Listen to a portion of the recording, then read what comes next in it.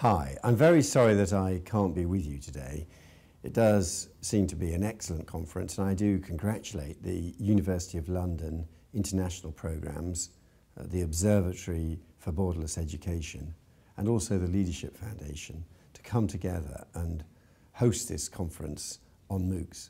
I can't be with you because I'm actually in the House of Commons steering the Intellectual Property Bill through its committee stage. I just wanted to give you a few quick observations on how we in the government see MOOCs.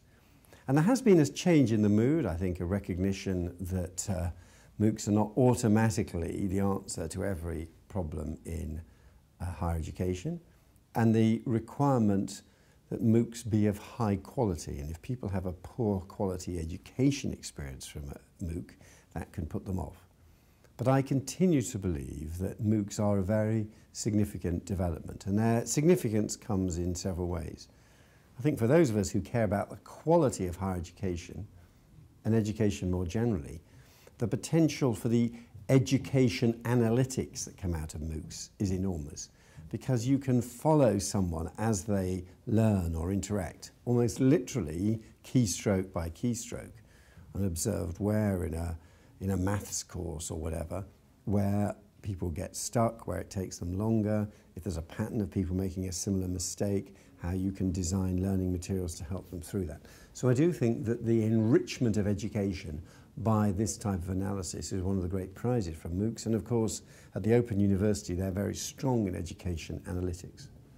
Secondly, I do meet education ministers from emerging countries, emerging powers, who are very ambitious for the growth of higher education in their country. And it's hard to see how their kind of ambitions for growth can be achieved by building all the bricks and mortar that would be necessary if you're just doing conventional delivery. So some blended learning, and particularly helping emerging powers, I think is going to emerge and be a crucial part of education provision there.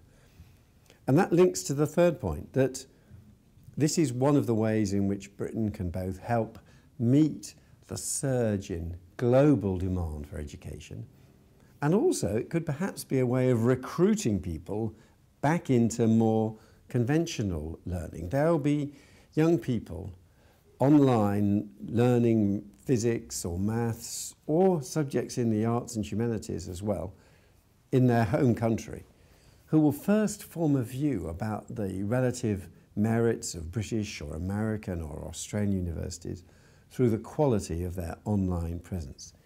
And if they like what they see, and if they sign on for a course, and if they then perform well in that, it's an opportunity for them to have learned a lot about the character of higher education in Britain, and for us then to offer them the opportunity of coming to study in Britain themselves if they are suitably qualified and have the English to benefit from coming to HE here.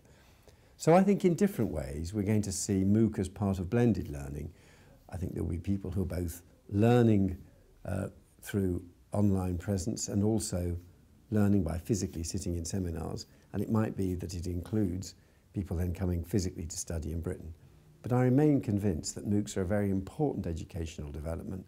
I think they're a significant change in how people access education, and I continue to believe they're a force for good. Thank you very much indeed.